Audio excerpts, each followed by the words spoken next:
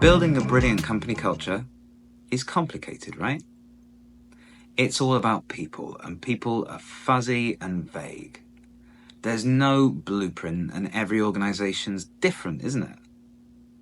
If that's how you feel, I get it. There's a lot of conflicting, anecdotal, and frankly nonsensical advice out there. And building an amazing company culture takes a lot of hard work. There are no shortcuts, so if that's what you're here for, then I'm sorry to tell you that you're in the wrong place. Like anything good, if you want the results, you have to put in the effort. Now, what I can give you, though, is a map. Not a complete solution, but a blueprint of where to focus, what to consider, and the steps to take. Because, broadly speaking, there are really only 5 areas you need to get right. And if you can nail all 5, then you'll have created an incredible working environment that delivers outstanding results. We call these the 5 keys to building a brilliant biotech. The first key is mission, purpose, vision, and alignment. Despite operating in an industry that genuinely saves people's lives, too many biotech companies try to navigate their journey without clarity of mission and purpose, which is a bit like trying to sail through a storm without a compass. There's almost always a detailed understanding of short-term objectives because that's what's been sold to investors, but there's a distinct lack of long-term direction on show. Your mission is different to your objectives. Your mission is a statement of the difference you're trying to make in the world and of the impact you'll have if you're successful. It should last well beyond your next funding round, and the best missions are those that you can never fully complete, as they'll continue to drive your company to greater and greater success. Purpose is why the vision matters.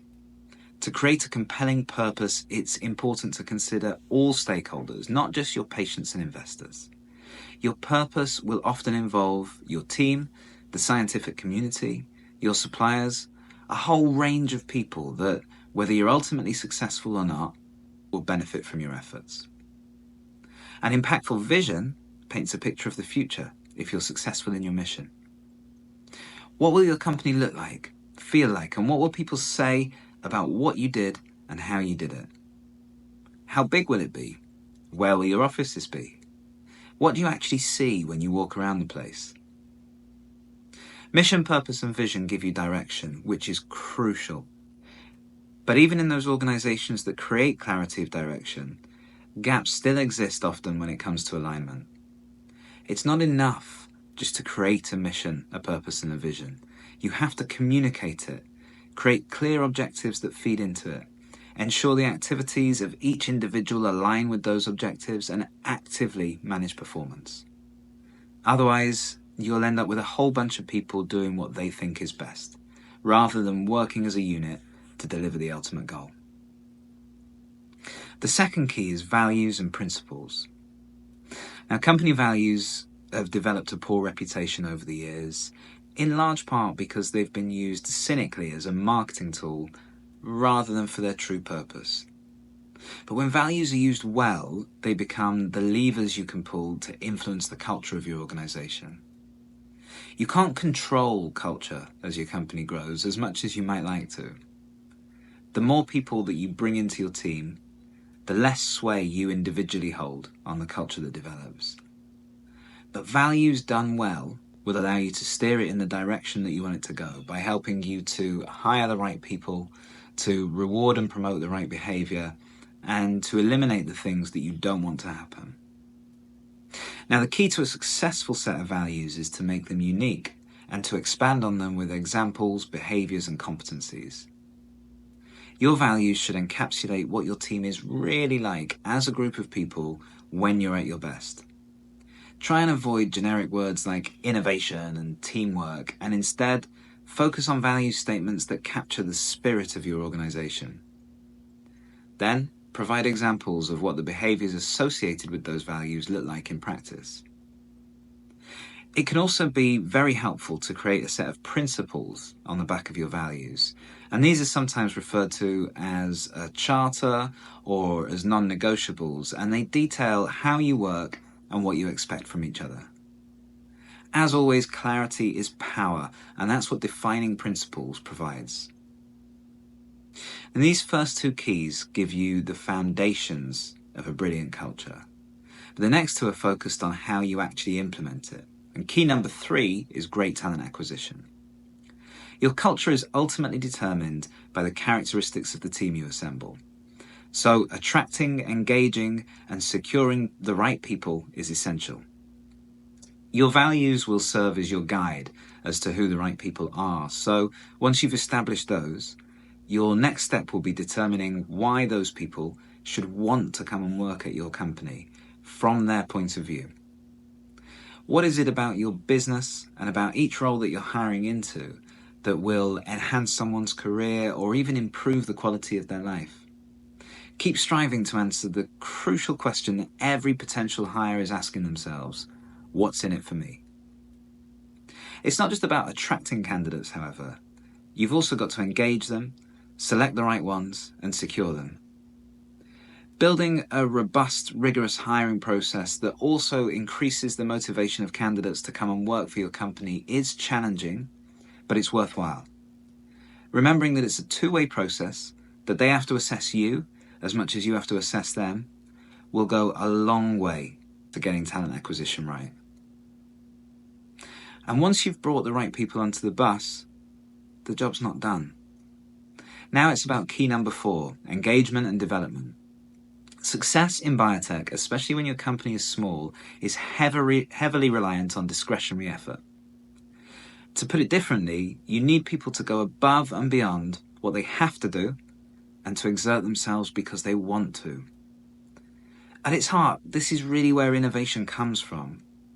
Now, there are lots of approaches to driving engagement, but the core principle is straightforward.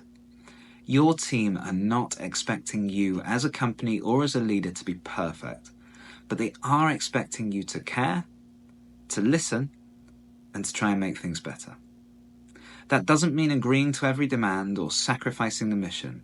It means viewing people as people, not just as employees, and making an effort to understand their challenges and frustrations, removing the ones that you can and helping them to deal with the ones that you can't, and approaching your responsibility as a leader with compassion. Ultimately, it's about being a decent human being, which shouldn't be beyond you, right? It's also vitally important to prioritize the development of everyone on your team for 2 reasons. Firstly, if you don't, they'll leave. In the research we conduct at Singular every year on why people move jobs in biotech, career progression and continued development are the 2 most common drivers every single year. And in a recent survey of people who'd recently moved jobs, LinkedIn found that 94% would have stayed for longer if their employer had invested in their development. 94%. And if that's not enough for you, here's a simple equation to consider. If everyone in your team gets 10% better at their job, your company overall gets 10% better at what you do, right? Well, actually, it's wrong. Every individual 10% compounds, so the impact of those improvements across the group far outweigh the sum of each. By developing your people, you're making your business more effective by far. Finally, key number 5 is perhaps the least glamorous one, but it might just be the most important. Woven through the other 4 keys should be systems, processes, and measurements that make your efforts sustainable and scalable, and tell you when you should change tack or push on. Now, even in a small company, you should invest in an HR system to track all of your employee information. They're not expensive and will save you a huge amount of time. You need policies in place to ensure people are treated fairly, a consistent performance management process that drives execution and delivery, and KPIs that tell you when your strategy is working and when it's not. Among those KPIs should be a proactive approach to gathering employee feedback. You can do this through surveys, workshops, focus groups. If you're feeling nostalgic, you could try suggestion boxes. Whatever works for the size, distribution, seniority, and personality of your team. The important thing is to create channels that help you to understand how people in your business really feel about their environment. Because it's almost always true that they'll see it from a different perspective than you do. Not only will you get crucial feedback, if you then action it, your people will feel like they've been heard, respected and valued, which in itself drives engagement. So, 5 keys to building a brilliant biotech. If that all sounds like a lot of work, well, it is. But any CEO who's been successful over a sustained period of time will tell you that the most important factors in their success were the people they brought into the team and the culture they created. It's absolutely worth the effort.